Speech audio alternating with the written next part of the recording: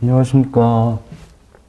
저는 김민이고요. 벨리사 스쿨에서 생물 강의를 하고 있습니다. 제가 말씀드릴 거는 생물만은 아니고, 이 변시를 처음 공부하시는 분들은 좀 자연과학 때문에 고생을 좀 많이 하시거든요. 그래서 자연과학 4과목에 대해서 좀 통합적인 전략 부분을 말씀드리려고 합니다. 자료가 내용이 상당히 많기 때문에 이걸 다 설명드리지 못하고요. 그냥 핵심적인 부분만 빠르게 말씀드리도록 하겠습니다.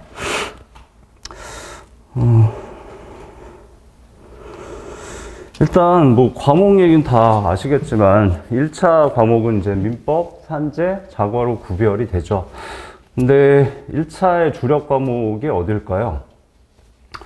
네, 산재, 특허하고 상표하고 디보가 있죠. 네. 사실 1차의 주력 과목은 산재입니다. 그리고 디보의, 그러니까 특허하고 상표가 주력이고, 디보의 경우는 2차에서 디보를 선택하시는 분들은 주력이죠. 그리고 민법도 주력으로 봐야 되죠. 민법은 워낙 뭐 배점이 높기 때문에 민법 점수를 못 받으시면은 1차 합격이 힘들죠. 자과는 사실 주력이 아니거든요. 비주력이고. 근데 실제로 이제 1년 동안 공부를 하시면 자과 때문에 떨어지시는 분들이 사실 오히려 더 많아요. 이유는 차차 아시게 되실 텐데, 민법하고 산재는 공부를 하시면, 뭐, 이공계가 많으시지만, 실제로 점수가 계속 올라갑니다. 그래서 민법은 95점까지 올라가시게 돼요. 열심히 하시면. 100점을 맞으시는 분도 많고, 그럼 산재는 한 90점까지 올라갑니다. 95점까지도 올라가고, 산재가 민법보다 약간 더 올라가기 어렵습니다.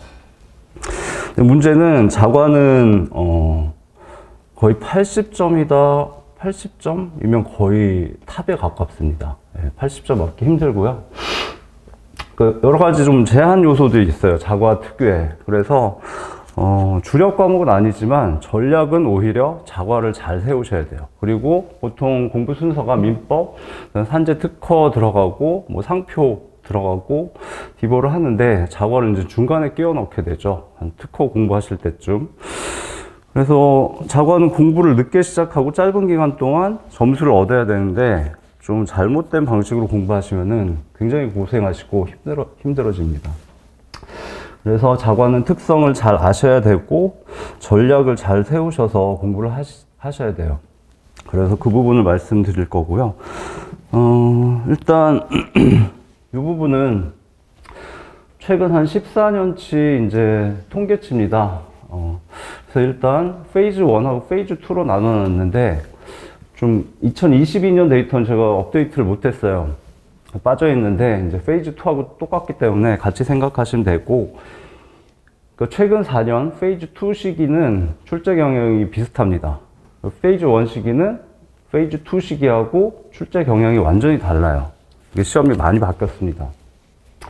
바뀐 내용은 이제 민법, 산재, 자과 다 컷이 굉장히 많이 올라갔죠. 여기 보시면 페이즈 1 시기는 뭐 66점부터 75점까지라고 보시면 되는데, 페이즈 2 시기 최근 4년은 거의 뭐 77점부터 81점, 그 다음에 2022년은 점수가 굉장히 높았죠. 이게 높아진 이유는 민법, 산재, 자과 다 좀 쉬워졌습니다. 그래서 점수가 높아졌고, 또 한 가지 중요한 특성은 이 시기에는 그 민법, 산재는 그렇게 꽈락률이에요. 뒤쪽은 보시면 앞쪽이 평균이고 꽈락률이 높지 않은데 자과 꽈락률이 굉장히 높았습니다. 그래서 2012년이네요. 자과 꽈락률이 61%, 뭐 42%였던 적이 있습니다. 이때는 자과 때문에 떨어지신 분들이 굉장히 많죠. 근데 현재는 세 과목 모두 꽈락률이 별로 높지 않습니다. 대부분 20몇 %. 쉬워지면서 좀 특이한 까다로운 지문들이 많이 안 나오고 있어요. 그래서 현재 경향 그렇다는 거 아시면 되고, 근데 이 자료에는 이제 페이즈 1 시기하고 2 시기에 대한 내용이 모두 들어 있습니다. 지금 최근 4년간 이렇게 좀 안정적으로 출제가 됐기 때문에 올해도 유사하게 페이즈 2처럼 출제되지 않을까 싶은데, 혹시 모릅니다. 페이즈 1처럼 돌아갈 수도 있기 때문에 좀 경향성을 파악하셔야 되고요.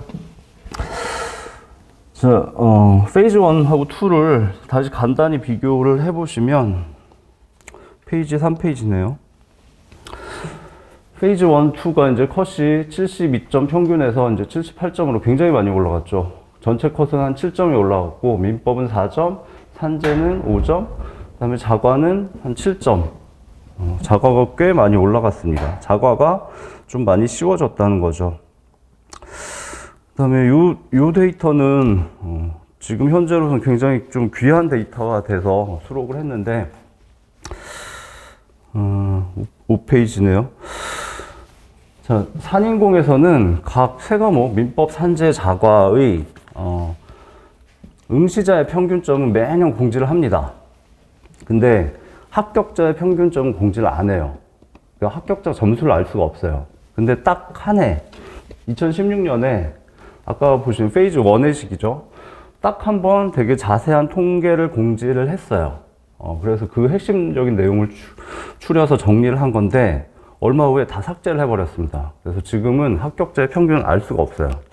그래서 좀 한번 꼭 보셔야 되는 자료가 돼버렸고, 보시면은 이제 산재의 경우는 합격자 평균이 85, 민법은 89, 자연과학이 한 66 정도 되죠. 예. 그래서 요 시기 2016년 당시에 자연과학은 합격자 평균이 66 정도였다는 걸 대충 기억하시고, 현재 평균이 한 7점 정도 올라갔죠. 근데 이제 합격자 평균은 좀 높으니까 한 6점 정도 올라갔다고 생각하면 70점대 초반, 그러니까 현재는 합격자의 평균이 70점대 초반일 거라고 예상이 됩니다. 72.5점, 아니 72점 정도가 될 것 같고, 그러면 여러분들은 70점대 초반을 맞으시면 안정적으로 합격하실 수가 있습니다. 근데 불행히도 이제 작년에 워낙 컷이 높았기 때문에 올해도 좀 컷이 높을 수도 있다고 예상을 하면 70점대 초반에서 75점 정도를 작업 목표로 잡으시는 게 맞다고 보입니다. 자, 그래서 처음에 잠깐 말씀드렸지만 자과는 비주력이지만 굉장히 까다롭게 전략을 세우셔서 거기 맞춰서 공부를 하셔야 돼요. 시간을 많이 투입할 수도 없고 적정 시간을 투입해서 자기 전공이 있으시잖아요. 전공에 맞는 점수를 디자인을 해서 정확하게 달성을 하셔야 됩니다. 짧은 시간 안에. 그게 좀 어려워요. 그리고 초기에 전략을 잘 세우셔야 돼요. 그래서 전략이라는 게 네 과목을 각각 몇 점씩 득점을 할 건지, 그리고 풀이 시간이 굉장히 중요합니다. 자과가 60분 동안 40문제 물화생지를 풀게 되는데 실제로 다 푸시는 분이 별로 없어요. 다 푸는 분들이 좀 있긴 하지만 그냥 문제를 건드려 봤다 정도고 제대로 다 풀 수 있는 사람이 별로 없습니다. 그리고 말씀드렸듯이 80점이 나오시는 분도 많지 않고 90점 정도는 거의 타고난 사람 아니면 여러분들이 1년 동안 자과를 열심히 하셔도 거의 달성하기 힘들 거예요.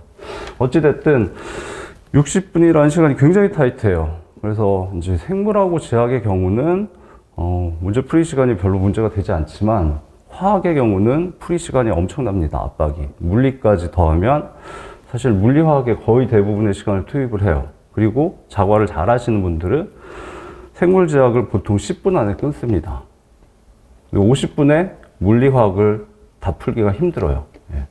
시간의 압박을 좀 생각을 하셔야 되고, 그래서 이제 자과를 공부하시면서 실전에서 각 과목을 몇 분에 풀 건지를 잘 결정을 하셔야 돼요. 본인한테 맞게. 그 외의 부분들도 전략을 잘 세우셔야 됩니다. 잠깐 뒤쪽으로 가서 14년치에 18페이지인데 제가 14년치 이제 물화생지를 풀어보고서 몇 가지 팩터를 도입을 해서 분석을 좀 했습니다. 그래서 한번 나중에 시간이 되실 때 훑어보시면 좋은데 핵심만 일단 말씀드리면 14년치 자가고 네 가지를 봤습니다. 뭐 난이도, 문제풀이 시간, 그다음에 NT는 보통 짱돌 문제라고 하죠. 여러분들이 1년 동안 자과를 공부했을 때 과연 전공자가 아닌데 이 문제를 맞출 수 있을까? 제가 보기엔 거의 못 맞춘다 이런 문제들이 좀 있습니다. 그거를 좀 언어를 순화해서 자료에서는 not typical problem이라고 NT 문제라고 표현을 했고요. DF는 상당히 어려운 문제, 실전에서 풀기 어려운 문제. 그러니까 난이도가 상이나 중이고, 그다음에 실전에서 풀이 시간이 한 3분 정도 되면 거의 풀기 힘듭니다. 전공자 기준으로 3분이란 얘기이기 때문에 비전공자면 물리화학의 비전공자다. 그러면 사실 5분 이상 걸리고 거의 못 푸는 문제들이죠. 그런 팩터들로 분석을 좀 해봤고요. 그래서 결론을 보시면 14년치에 대해서 물리의 경우는 풀이 시간이 한 15분, 그다음에 화학은 한 20분, 생물은 9분, 지학은 7분 정도라고 보입니다. 근데 요거는 말씀드렸듯이 전공자 기준이에요. 물리 전공자가 15분이 걸리는 거니까 전공자가 아니면 20분 이상 생각을 하셔야 됩니다.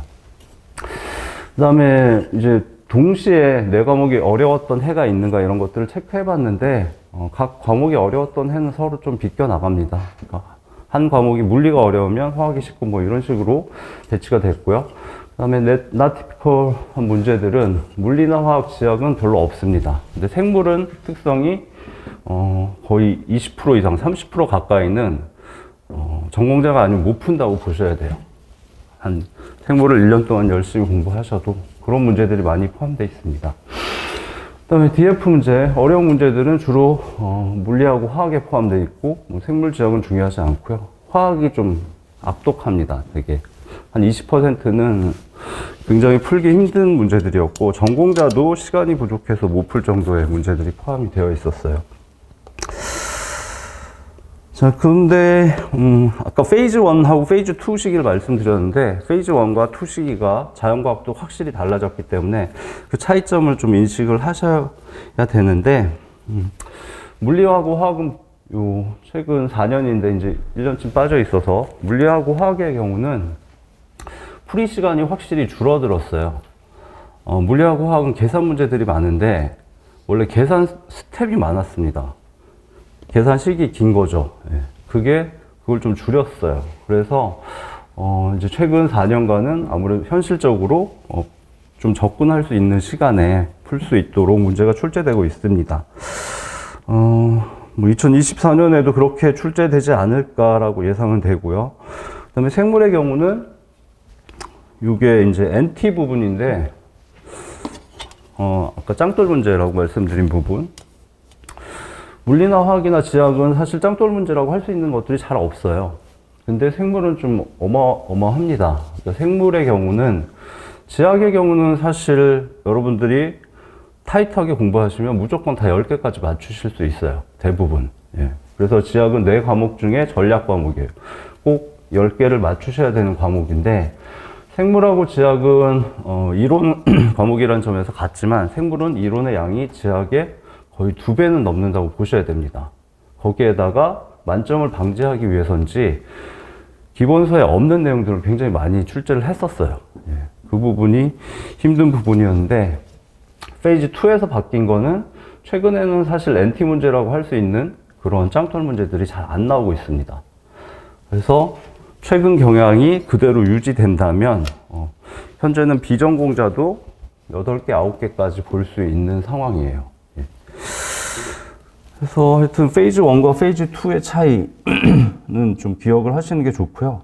지학은 사실 옛날에도 어렵지는 않았어요. 지금 더 쉬워졌고. 네, 말씀드렸듯이 지학은 열심히 하셔서 무조건 10개는 맞추셔야 됩니다. 자, 그 다음에 데이터 중에, 여기 한 10몇 년치 자연과학 26페이지네요. 16년치의 자연과학의 평균하고 이제 자연과학의 꽈락률을 표시를 해놨습니다. 그 다음에 10몇 년 동안 응시자 평균이죠. 응시자의 자연과학 평균은 한 50점이 좀 안 됐습니다. 이런 상황이었고, 이 데이터를 보여주기 위해서 말씀을 드렸어요. 이게 27페이지네요.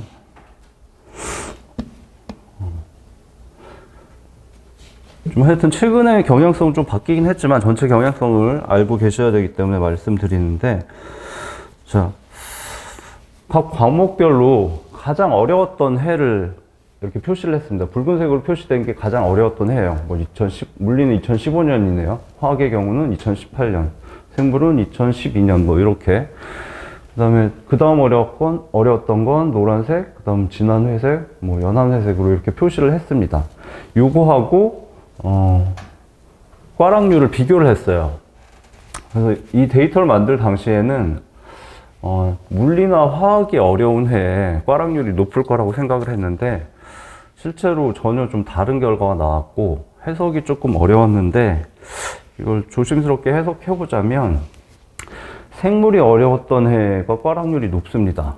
지학이 그 다음 영향을 좀 미치고. 근데 이건 좀 뭐지 싶었는데, 추정되는 거는, 아까 십몇 년치 응시자 평균이 50점이 좀 안 됐잖아요. 50점이 좀 안 되니까 40문제 중에 한 19문제를 보통 맞추신다는 거죠. 그래서 많은 득점을 지학에서 하고, 지학은 사실 공부 웬만큼 하면 7개는 넘습니다. 그 다음에 생물에서 좀 하고, 물리하고 화학에서는 그렇게 득점을 많이 못 하시는 거예요. 응시자 전체는. 뭐 합격자들은 좀 다르겠지만, 예. 어찌됐든, 화학하고 물리가 상당히 만만치 않습니다. 예. 그래서 경향성을 그 정도 파악하시면 될 것 같고요. 그래서 공부를 하실 때 어떤 부분에 집중을 해야 되는지란 부분이고요. 29페이지네요. 지학은 말씀드렸듯이 무조건 10개 보셔야 됩니다. 생물은, 좀 아까 말씀드린 NT 문제들이 꽤 많이 나왔었는데, 최근은 좀 적게 나오고 있지만, NT 문제들은 그냥 안 풀어도 된다라고 생각하시면 됩니다. 그래도 NT 문제를 빼도 10문제 중에 7문제가 나왔고, 최근에는 8문제, 9문제가 NT 문제가 아닌 전형적인 문제들이 나오고 있어요. 그래서 그 부분만 잡아도 충분히 합격할 수 있습니다. 그래서 생물을 강의를 하면 저기 특이한 문제들이 많으니까 그걸로 고민을 되게 많이 하세요. 근데 항상 말씀드리지만 생물에서 그렇게 튀는 부분은 집중할 필요가 없다라고 말씀드립니다. 버려도 충분히 합격할 수 있습니다. 그래서 좀 유 교수님도 말씀하셨겠지만, 뭐 이 시험은 남들이 틀리는 거 맞춰서 합격하겠다? 절대 안 됩니다. 거의 불가능에 가까워요. 타고난 사람들 아니면 안 되고, 이 시험은 남들이 다 푸는 문제를 나는 확실히 무조건 맞추겠다로 접근하셔야 됩니다. 예. 맞출 수 있는 문제가 7문제다. 누구는 7문제를 맞고, 누구는 6문제를 맞고, 5문제를 맞출 때 나는 무조건 7개를 맞출 수 있도록 접근하셔야 됩니다. 남들도 잘 못 푸는 문제 시간 들이면 거의 실패하실 수밖에 없습니다. 예. 지금, 뭐 2월 초니까 시간이 많을 것 같지만, 이 시험 굉장히 잔인한 시험이에요. 한 3, 4개월 지나면 시간의 압박이 굉장히 심합니다. 예. 시간이 굉장히 부족한 시험이고, 기본적인 부분에 집중하셔야지 합격을 할 수 있습니다. 물리하고 화학은 최근 좀 쉬워지긴 했지만 그래도 만만치 않고, 일단 화학의 경우는 전공자도 시간이 모자라서 실전에서 뭐 문제를 못 풀 정도로 압박이 심합니다. 그래서 그런 요소들을 고려했을 때는 결론은 무조건 물리화학은 난이도 하에 해당하는, 상중 하로 나눴을 때 난이도 하에 해당하는 문제만 확실하게 풀겠다고 접근하시면 됩니다. 그러면 충분히 합격점이 나온다고 보이고요. 네. 그래서 데이터들은 좀 핵심적인 부분만 보여드렸고, 그래서 자연과학에 대해서 이제 조언하고 싶은 부분을 말씀드리면 7페이지네요. 예. 일단 자연과학 4과목은 좀 서로 많이 틀려요. 개성이 뚜렷하고, 뭐 산재 같은 경우는 특허, 상표, 디보가 좀 유사한 부분도 많은데 자연과학은 좀 그렇지 않고 접근 방식이 달라야 됩니다. 그래서 그 특성들을 좀 초기에 빨리 파악을 하셔야 되고, 자, 이거는 자연과학 4과목의 난이도 변동인데 정량적인 그림은 아니고, 정성적으로 그린 그림이고요. 지학의 경우는 난이도가 원래 낮고 해마다 난이도 변동도 사실 거의 없다고 보시면 됩니다. 생물은 조금 난이도가 높고 난이도 변동이 조금 있는데 생물은 요게 문제가 아니라 거의 풀 수 없는 NT 문제들이 계속 문제였어요. 그러니까 2024년에 이 NT 문제가 안 나오면 괜찮은데 나올 가능성이 있습니다. 뭐 한 3개까지는 나올 수가 있어요. 그 부분은 말씀드렸듯이 무리하게 잡겠다라고 생각하시지 않는 게 맞습니다. 다음은 물리가 난이도가 높고 난이도 변동이 심하죠. 화학은 난이도도 원래 높고 매년 난이도 변동도 예측하기 힘듭니다. 무시무시한 과목이에요. 제가 원래 전공은 화학이거든요. 저는 생화학을 공부해서 이제 생물 강의를 하고 있는데 화학 전공하신 분들도 화학 너무 믿지 말라고 얘기를 합니다. 그래서 화학은 좀 적정 수준에서 방어 과목으로 생각하시는 게 좋습니다. 그래서 과거에 페이즈 1의 시기에 교수님 자과를 몇 점을 목표로 하는 게 좋을까요? 합격할 수 있을까요? 라고 질문을 많이 하시죠. 그때는 이제 지학은 연한 하늘색 부분 9개, 10개 맞아야 되고 생물은 한 5개, 6개 맞추시면 됩니다. 그다음에 물리도 한 6개, 근데 화학은 한 4개 맞추시면 됩니다. 라고 답변을 했었어요. 근데 지금 페이지 2의 시기에 들어갔고 지금 현재는 지학은 역시 10개고 생물은 8개까지 보실 수 있어요. 그 NT 문제, 짱돌 문제가 안 나오면 전공자가 아니더라도 맞출 수 있기 때문에 물리는 7개나 8개 정도 보셔야 될 것 같고 화학은 쉬워졌지만 그래도 만만치 않습니다. 그래서 결국 2024년 2월에 여러분들이 화학 문제를 푸실 때 시간이 부족할 거예요. 그렇기 때문에 5개 정도 맞추면 충분합니다 라고 저는 최근은 현재는 얘기하고 있습니다. 그렇게 해서 점수를 보시면 뭐 75점, 65점, 75점인데 72.5점을 맞으시면 안전하게 합격하실 수 있고 70점도 합격하실 수 있어요. 65점도 합격하실 수 있습니다. 대신 이 경우는 민법, 산재가 다 90점이 확실히 넘어야 되죠.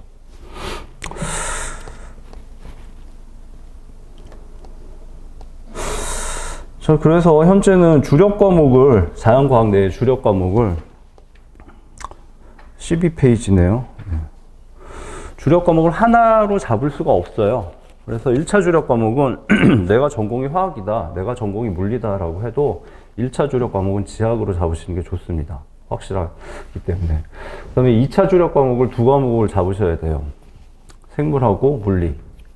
그래서 지학에서는 거의 10개, 운이 나쁘면 9개 맞추시고 생물하고 물리에서 15개 정도 맞추시는 게 적정선입니다.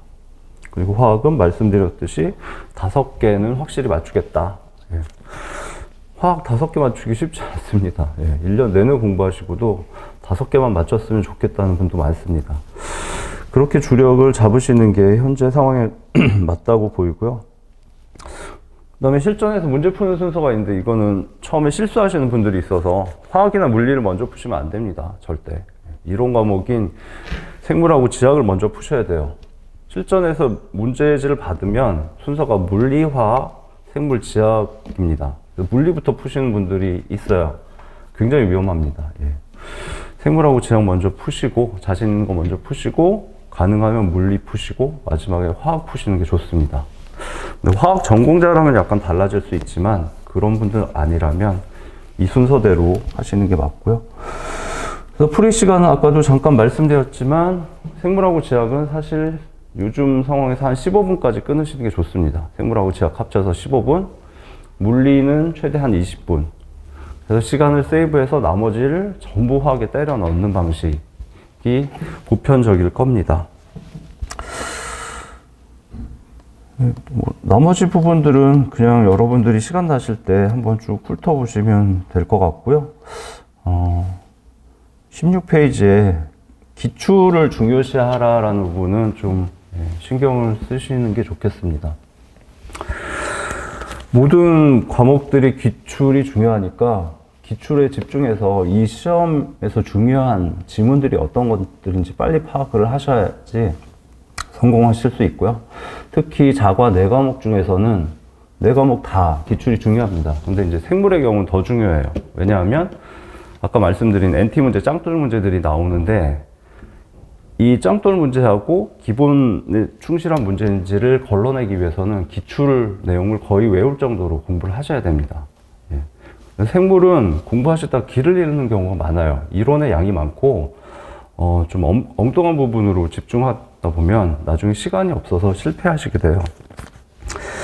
그래서 길을 잃고 헤매는 경우가 많은데 그걸 바로 잡아줄 수 있는 게 기출문제죠. 예, 기출문제들을 많이 보시고 머릿속에 매핑을 하셔서 생물에선 이 시험에선 이런 부분이 나온다는 걸 기억하셔야 됩니다. 내용은 대부분 말씀드린 것 같고요. 마지막으로 생물의 경우는 이제 자과에서도 약간 특이한데 마지막 페이지네요.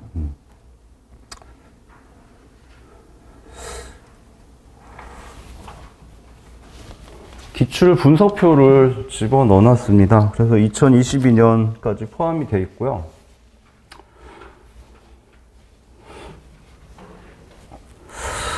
생물의 경우는 영역별로 공부하는 방식도 달라야 되고 기출 특성을 정확히 아셔야 돼요. 이론이 워낙 많기 때문에 잘못 공부하시면 시간 버리고 나중에 포기하시게 됩니다. 그래서 지금은 생물 공부를 안 하셨을 테니까 이 용어들을 잘 모르실 거고 나중에 공부하실 때 중간중간에 한번 체크를 해보세요. 내가 맞는 방향으로 공부를 하고 있는지. 특성을 간단히 말씀드리면 이제 앞쪽 부분은 생물의 기본적인 이론인데 생물을 구성하는 물질들, 물이나 단백질, 탄수화물, 지방들에 대한 내용과 세포 소기관, 소포체, 골지체, 핵 이런 것들에 대한 내용, 그다음에 세포막에 대한 내용이 나오는데 얘는 기출이 없어도 공부를 상당 수준까지 하셔야 됩니다. 여기를 제대로 안 하면 뒤를 공부를 해도 소용이 없어요. 그래서 여기는 시험에 안 나와도 꼼꼼하게 하셔야 되고 여기 진한 파란색으로 표시된 부분들이 사실 시험에서 확실히 점수를 가져갈 수 있는 부분들입니다. 그래서 세포 후, 광합성, 그다음에 세포 분열, 그다음에 유전 물질의 구조, 복제, 발현 조절이 있는데 여기가 좀 어렵긴 해요. 근데 여기는 출제 경향이 확실합니다. 어느 정도 깊이까지 딱 정해져서 나오고 벗어나서 잘 나오지 않습니다. 그래서 좀 어렵지만 여기는 확실하게 공부를 하셔서 무조건 맞추셔야 되는 부분이에요. 근데 생물도 여러 가지 시험이 있죠. 변시도 있고, 수능도 있고, 그다음에 전공자들도 시험을 보고, 공무원 시험도 있고 많은데, 각 시험마다 생물에 출제되는 부분과 깊이가 다릅니다. 근데 변시 생물은 이 부분이 어렵지만 절대로 깊이 파지 않아요. 얇게 팝니다. 그 뼈대만 나와요. 그래서 이 부분은 그 뼈대에 해당하는 부분을 열심히 반복을 하시면 기출문제도 나중에 보시면 충분히 다 맞출 수 있습니다. 그래서 여기는 그렇게 무리하게 깊이 들어가도 안 나옵니다. 그래서 핵심 뼈대에 해당하는 부분을 반복해서 확실히 득점을 하셔야 되는 부분이고요. 이 부분은 이제 유전학 부분인데 유전학은 방어적으로 접근해야 됩니다. 어렵게 나올 때는 사실 물리나 화학의 계산 문제보다 더 어려울 수가 있기 때문에 여기 무조건 커버한다는 건 좀 어렵습니다. 그래서 여기는 기본에 집중해서 방어. 여기는 이제 분자생물학이라고 생명공학 기술에 해당하는 건데 여기도 출제 경향을 예측하기 좀 힘듭니다. 워낙 기법이 다양하기 때문에. 그래서 여기도 방어 영역에 해당이 됩니다. 다음은 좀 인체 생리학 부분이 굉장히 큰데 인체 생리학도 무조건 커버해서 맞추겠다 잘 안 되는 부분입니다. 그래서 인체 생리학은 워낙 내용도 많고 출제 경향 자체를 예측할 수가 없어요. 기존에 출제된 것들을 뽑아 봤을 때 경향이 뭔가요? 분석을 못 하겠어요. 굉장히 어려운 문제도 나오고 굉장히 쉬운 문제도 나오고 근데 워낙 범위가 크기 때문에 앞으로 어디서 어떤 깊이로 나올지 예측할 수가 없습니다. 그래서 인체 생리학은 적당한 수준에서 방어를 해야 됩니다. 인체 생리학을 너무 깊이 들어가면